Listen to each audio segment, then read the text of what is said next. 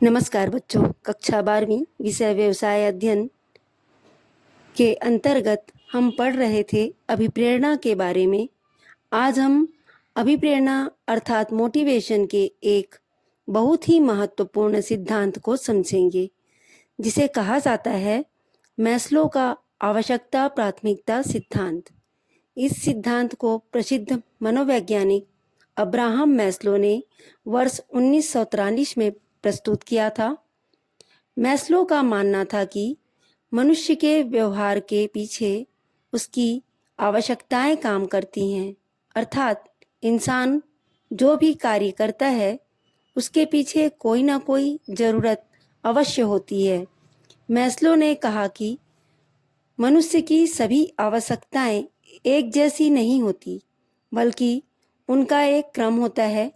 मनुष्य पहले अपनी निम्न स्तर की आवश्यकताओं को पूरा करना चाहता है और जब वे पूरा हो जाता है तब वह उच्च स्तर की आवश्यकताओं की ओर बढ़ता है। इसी बात को समझाने के लिए मैस्लो ने एक पिरामिड दिया है। इस पिरामिड में आवश्यकताओं को नीचे से ऊपर 5 भागों में बांटा गया है। पहला आवश्यकता है शारीरिक आवश्यकताएं। यह सबसे पहली और सबसे मूल आवश्यकता है। इसके अंतर्गत भोजन, पानी, वायु, वस्त्र, नींद, आराम और रहने का स्थान। सोचिए, यदि किसी व्यक्ति को भूख लगी हो तो क्या वह सम्मान या आत्मविकास के बारे में सोचेगा? नहीं ना। वह सबसे पहले भोजन की व्यवस्था करेगा। इसलिए शारीरिक आवश्यकताएं सबसे आधारभूत मानी जाती है।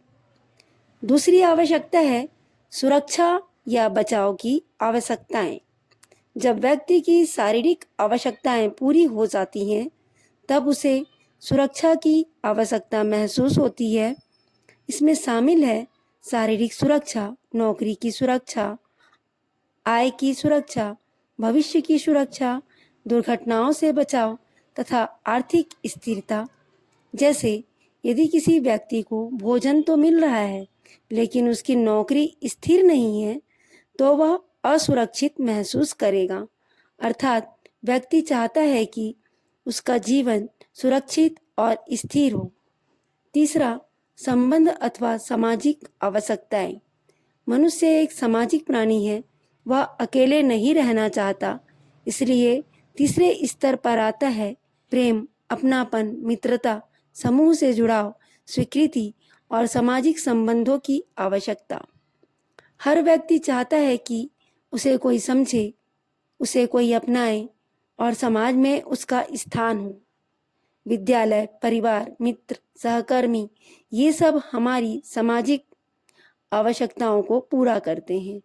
व्यवसायिक संगठन में भी कर्मचारी चाहते हैं कि उनके साथ सम्मानपूर्वक सहयोगात्मक व्यवहार हो।